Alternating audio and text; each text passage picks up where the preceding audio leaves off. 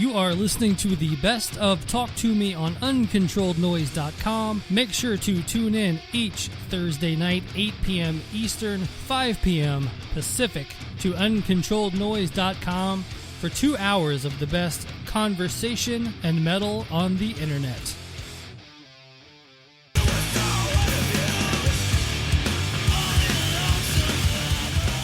All right, guys, a little Every Time I Die here on Talk to Me on uncontrollednoise.com. It is now 9:15, and you know what that means. We got to see if we can get some John Beatty from Brewtallly Speaking. John, are you there? I am here. What's up, man? How you doing? Just doing the podcast thing, like always. Are you currently recording a podcast? Is that what I saw online? We are recording intros and outros to 3 episodes tonight. Look at you, man. I fly by the seat of my pants, and you've got like 30 episodes recorded. I think because I've been clearing them off my hard drive or on my desktop and putting them into a external hard drive, I forget how many we have.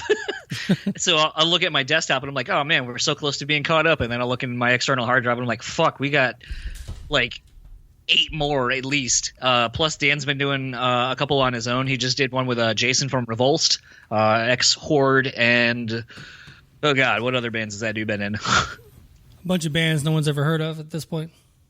Maybe. I did learn that there's apparently the Christian undeath metal scene or whatever, unblack death metal or whatever it's called. I was about to say it's probably something that would be at the Christian bookstore. It's okay to listen to even though it looks scary. It's funny. I always thought there's 2 things about Dan that I always find amusing. Is A, that he talks about buying CDs at Christian bookstores, which was a store I'd never been to. So the concept of that just seems weird. Like, oh, new music day, I'm going to go to the Christian bookstore and get my music. Secondly, is when we start talking about different beers, they'll be like, oh, so I stopped at this gas station and got this 6-pack of beer. And I'm always like, usually people go to like a normal store, not like a gas station to pick up their 6-packs. So what can I say about my co-host? He's very much unique unto himself, which is why I think it's great having him on our show. Well, I know that the different states have the different laws, so sometimes you can actually go to a gas station and have a pretty decent selection of alcohol. Here on the Indiana-Kentucky border, you go into Kentucky, they have like beer coolers with all the beers you could ever want, all cold. Indiana, you can't buy cold beer at the gas station, so they only have like a couple of different styles of beer. So you never know. It's very weird. I think that's something in talking to a lot of the band people we have in the last since January doing the rebrand is just kind of talking about how different the laws are about alcohol and so forth. Like in hanging out with Andrew Michael Wells of Idola / Dance Gavin Dance. He lives out in Utah, and he was telling me about how strict their liquor laws are and stuff like that. Like you can't I know when my wife Bridget went out there, she was talking about how like if I were to order, like I can't do a double shot and I can't order 2 shots of the same thing. Right. They have to be separate. And like all the beer out in Utah, I guess, is all the same percentage. Like it's all like 4.2% regardless of what it is. And then even like, when we've gone to Myrtle Beach down in South Carolina, yeah, they have the liquor separated. So it'll be one store, but you'll have your beer on one side and your liquor on the other because you can only serve them, I guess, to certain times, and then one side shuts down and you can only buy the other. So it's very weird. And then, obviously, like I know here in Michigan and Grand Rapids specifically, we just recently revoked the law that you could buy alcohol before noon or 1 o'clock on Sundays. Well, when the Titans came to Nashville, because before that you could only buy beer on Sundays at noon, but noon, the Titans kick off at noon, so they actually moved the purchase time back to 10 a.m. So that was just at the stadium or in the whole? No, that was the whole county, state. Whatnot, and so that was always a nice thing for us, degenerates at 10 o'clock on the on Sunday mornings buying our alcohol. But that was one thing too. I remember when I first started touring back, 20 years ago, was trying to figure out the different alcohol laws and what time do the bars close here. Bars close in Louisville at 4 and 3 in Nashville and 1 here and 12 there. And then the other thing was was the first time we ever went through. I know they're in Ohio. I don't know if they're up around you or not, but the drive in, like where you actually physically drive into the liquor store and liquor is all around you. And we drove our van and trailer into one of those, and we were going nuts, man. It was insane. There's a place in Chicago, and I highly recommend anyone if you're in the area. I don't know if they exist anywhere else, but it's basically like the Sam's Club of liquor. It's a place called Binny's, and it's like the statewide minimums for everything. Like, one time I went in there and they had half gallons of Jim Beam for like $20. Nice. And just shit like that. Like, it's really, really rad. And the different stores all have different stuff, but it's all broken down. Like, here's your wine, here's your beer, here's your liquors, so on and so forth. You can buy Malort there if you know what that is. It's an interesting drink. I'll definitely have to check that out. So listening to your Craig Gass interview today, and you were joking about, hearing stories on other podcasts, and he gave you the Tracy Morgan one, which was on my show, which I thought was kind of funny. And a lot of those guys, I know we do a lot of the interviews with a lot of the same people, and I can't stand it when I start hearing the same stories over and over. If you listen to some of this Duff McKagan stuff, man, he's been on like 6 podcasts that are all an hour and a half long, and he said the same exact thing each and every episode he's been on. Well, I think, first of all, to the Craig Gass thing, I saw that was the newest episode that Josta posted, and ironically enough, the first 4 or 5 minutes of that interview was them talking about Grand Rapids. Nice. So I thought that was amusing.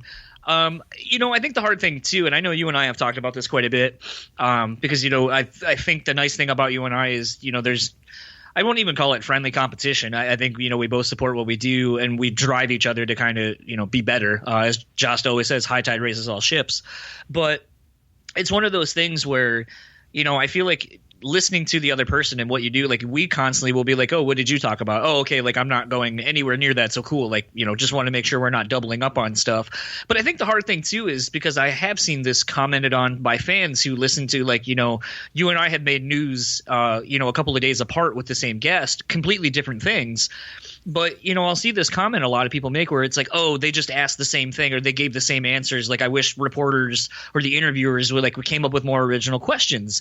And I think the thing that's hard and people don't realize is that we are in the middle of a press junket. So it's like what is 20 to 30 minutes for you and I, and then we're done, is the one of many over the course of 4, 5, 6, 7, 8, 10 hours. Oh yeah. So of course, you're going to get some of the same answers because that person just can slip into that answer and just, it kind of applies to whatever. I will say with the Duff thing, it seemed like he kind of, because of what the new album is about, I think some of those stories were going to be told constantly regardless. But yeah. I think the one he did with Marin was, I think, my favorite so far. Yeah, I mean, I listened to a bunch of them. I like Duff. I'm not the hugest Guns N' Roses fan, but I like Duff as a person and as a bass player. So I've kind of enjoyed listening to some of his stuff. But yeah, I mean, me and Mike G, the former co-host of Talk To Me, every time we turn around, we're sending stuff like, he said it again. And one day I was like, did you know that the new album was supposed to be a book? He's like, shut up, man. But yeah, it's just it really is the same stuff over and over. And I think a lot of times you get, they get these agendas going and, they need to get their thoughts across, and, they've got their points that they want to hit. You've got your points that you want to hit. They have their points that they want to hit, and they have a narrative that they want to get out there too. But yeah, man, it's fun and it's not fun to try to do these, where we get those emails like, hey, X member of X band is doing interviews from 2 to 5, pick your slot, and you throw one in, and then, you hope and pray that you don't get, you don't just ask the same, 15 questions that everyone else is asking. Because there's some times where you'll do an interview and you get some podcast gold, and you're like, here we go, blabbermouth, we're about to break it down, and then you see that quote gets pulled, but it's from another show, and you're like, damn it, you thought you got it, but you didn't. I think the worst one for me is when something is said on my show and I'm like, oh, that should end up on something, and then it doesn't, and then when the thing is announced, I just saw this pop up on my Time Hop the other day that, excuse me, For the Fallen Dreams, when I did the interview with oh god, I'm totally blanking on his name. Yeah, whatever. I did the interview with the guitar player from For the Fallen Dreams, and he basically was like, "Oh, we're gonna," I was talking about anniversary tours, and Changes was turning 10. Jim Hawking, that's it. And he was making the comment about like, "Yeah, we're gonna probably do this tour. It's not announced." And I figured everyone would run with that, and then no one did. And then when the tour was announced, it was all over everything, and I was like, "You fuckers!" Like I posted this like a month and a half ago. Same with like when I had Josh Killswitch's tour or tech. When I had him on, he basically divulged that he was working on a band which became The Weapon with Jesse, and also indirectly announced the second leg of the Killthrax tour, which hadn't been officially announced yet. And so when those two things ended up making the news, I was like, Josh fucking said that like 3 weeks ago. But yeah, it is what it is. Yeah, it's definitely no fun. And what's crazy too is you listen to a lot of podcasts. I listen to a lot of podcasts, and you can always tell what other podcast hosts actually listen to your show, because a lot of times I'll hear someone ask a question that I know has been answered on my show way previously, and they're like, "Oh, I've always wondered, did this happen at a certain time?" And I'm like, "Dude, that was on my podcast like 2 months ago. Get with it." I have one for you, because this has happened, and I don't remember if you and I have talked about this before or not. Have you heard, and I know you just kind of alluded to it, but like, have you heard a flat-out full interview or a string of questions that are so very close to how you did everything, and for a fact that you have never heard an interviewer ask that person those line of questions in that order? Have you heard that on another podcast? I don't think anything that's jumped out at me and where I've blatantly thought that someone was ripping off my questions, no. Okay. It's happened to me once, and it was just a very weird thing to be like, I asked like all of those questions almost in that exact same order, worded almost exactly the same way. Coincidentally, it was Josta interviewing Andy from ETID. So there were just some questions that I asked, and the way that we got to those questions was so because of the things that we were talking about and just being in the moment. And Josta just kind of pulled them out of nowhere, where I was like, where the fuck are you coming up with that? Like and then to some of the follow-ups were the exact same questions that I asked as my follow-ups. And I'm just like, I doubt Josta listens to my show, and I'm not going to be that, braggadocious at all. But it is very weird when you hear an interview done almost identical to yours a month or so after you've done it, where you're like, he could have been Googling something like recent interviews, found my thing, listened to it, and was like, oh, that's a good question. But like, chances are no one heard that interview. So like, it's cool to like fucking pluck it. Or, as he says, maybe he needs to buy me a sandwich. He owes you a Quiznos franchise at this point. I think he owes you something for taking the final thoughts. Yeah, I my thing with him, man, I don't know. Like, he's so just runs around and talks all of this. High tide raises all ships, and we got to pull each other up. And I wasted all my time taking out these bands that broke up and all this other nonsense. And I'm like, dude, I'm coming up on 4 years of doing this show. And, I've had it out to have you on the show many times. And he's never once, came on the show. I don't know if it's in, through him or not. But he's thrown me a bone one time when I donated $10 to his PayPal. Yeah, I was going to say when you paid him. That was worth $10 though, so I'll take that. But it's just funny how kind of hypocritical he is when it comes to like, we got to support each other, but it's only like the people above him that he's hoping supports him. He doesn't really seem to want to pull up anybody with him. Well, I think this thing is still, and this kind of goes back to the looking at each other as competition or whatever, or healthy competition. I think there are obviously levels to all of this stuff. And I would say, there's, if you look at the iTunes, I'll just use iTunes for the example. If you look at iTunes charts in the music podcast realm, a lot of it is kind of horseshit. It's people basically just talking about a singular artist, like a song per episode or whatever. Like I saw one, it was like Madonna or whatever. It's like a Madonna podcast or a Britney. It's Britney bitch podcast. And I'm like, right. How much can you really get out of, Britney Spears, or what really deep shit can you get into on that? And I guess it's all relative to what you're into. But I look at stuff like that and I feel like there's so much fluff podcasts that are out there, but appeal to such a wide demographic. And I feel like what we're doing is still rather niche, and there's still kind of tiers to it. I think, where you and I are at is roughly at the same kind of level. But I think it would be fair to say you and I look at like Doc Coyle and Josta and, you know, some of these other podcasts, that they're like maybe, you know, we might be a regionally touring band, but they're that international band that we want to hope to open for at some point or do a tour with. You know, we still look up to them for what they've done and the success that they have, and that's what we want. And I think, you know, eventually maybe we'll get it and we'll get there, but it still is kind of a little disheartening to know that there is still that kind of separation. I think, you know, Doc does a good job of kind of blurring the lines of that with having some of the guests that he has on and having unsigned bands on his show.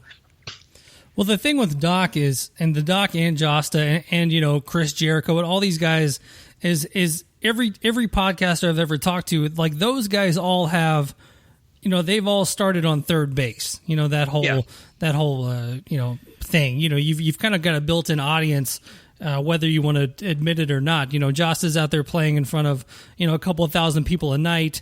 I know I've seen him, and I've never seen him on stage be like, check out my podcast. But, you know, I'm sure people are there like, have you ever heard his show? And they're all chatting amongst one another and things like that. So, that, you know, like that whole starting on third base. I mean, I guess Doc's probably more on second base at this point. But yeah, you know, we're starting out from the bottom, you know, and trying to break through and get any blabbermouth headline we can and, you know, keep people coming back and you know, building up that following, you know, kind of the old fashioned way. But I think, you know, I've watched you since, you know, you started, you know, you asked me to come on your show forever ago. And, you know, with the name change, which I think the name change was awesome. I think it was a well-deserved name change and kind of get everything out there. And the logo looks good, and the you know, the merchandise looks good. I might have to get me some of those tights, some of the leggings. You know, I was like, damn, actually pretty nice. I tried them on just to at least be like, okay, like I know how. My wife spent the same amount of money that the leggings are on a band on tours leggings, and I not to put my own shit over, but like mine actually were better. Nice. It was a better print, and they felt better. And she agreed, and she wears leggings like all day, so I'm going to take her word for it than anybody else. But I mean, I guess it just kind of speaks to everything. I mean, you got to put out quality, and you can't, you know.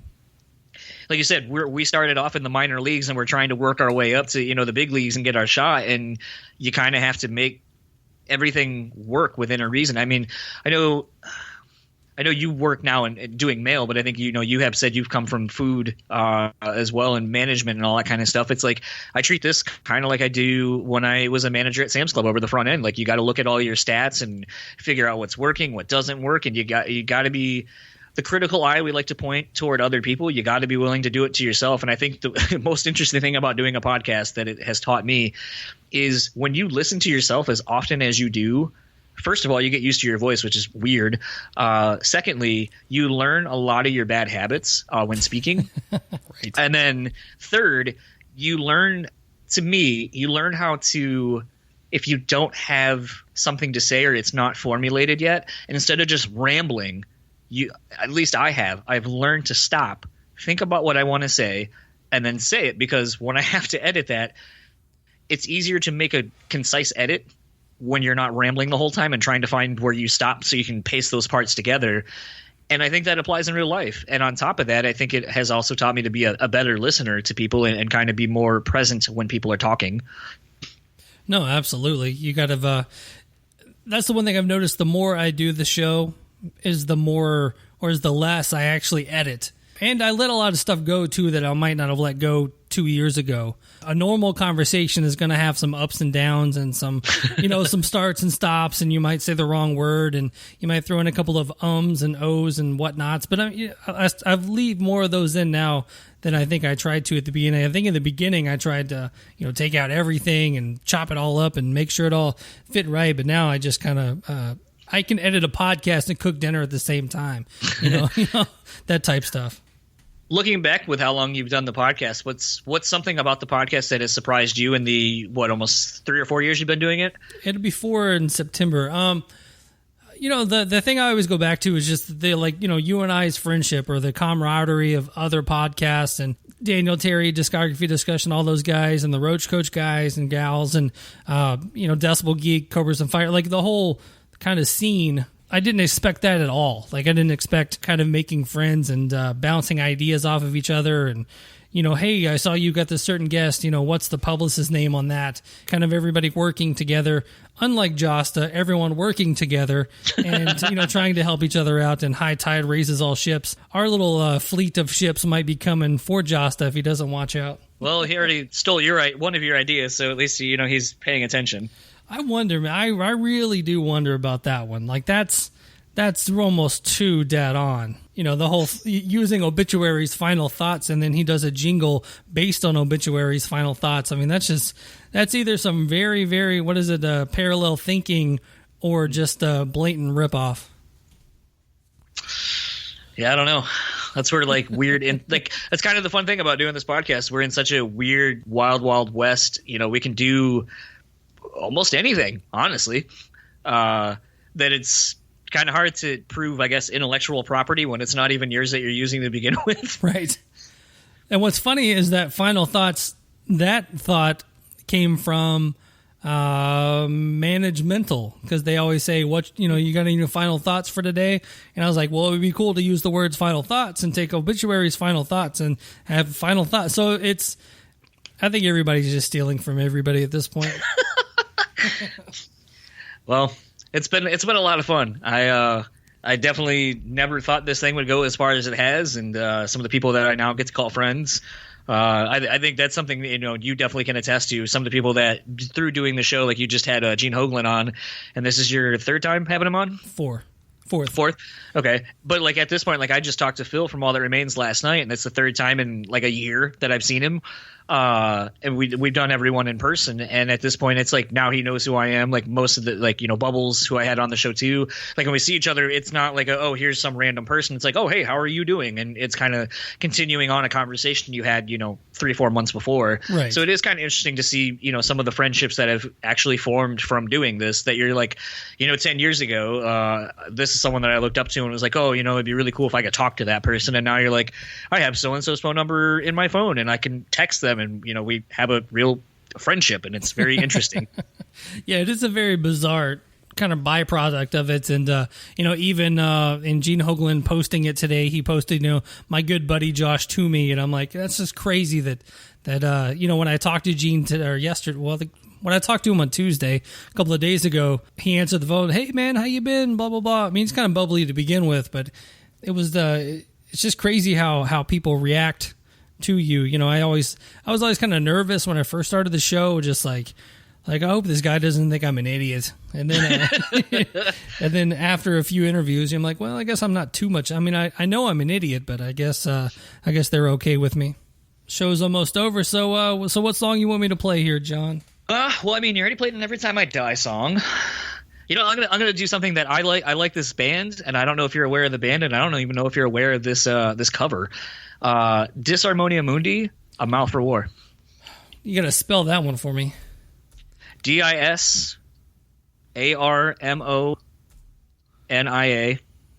Disharmonia, MUNDI. It's Bjorn from Soilworks, other band. Yeah.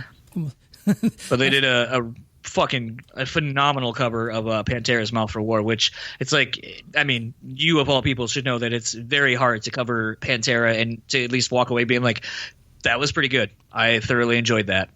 And this cover is always one where I'm this is kind of to me the benchmark of Pantera covers. Gotta find this thing. Where the hell is it? The hell you got me running around the internet looking for a cover here. Well, see, on a podcast you could cut this out. Yeah, see that. Well, that's would it be easier if I sent you a link? No, there it is. I found it. Okay. All right. Say the band name one more time. Disharmonia Mundi. All right, John. Here's A Mouth for War. Thanks for taking the time. Make sure you guys are checking them out. Brutally Speaking podcast. All your favorite podcatchers, and some good stuff on YouTube, man. So I'll talk to you soon. All right, thanks. See ya. Don't forget to check out Talk to Me live every Thursday night, 8 p.m. Eastern on Uncontrolled Noise.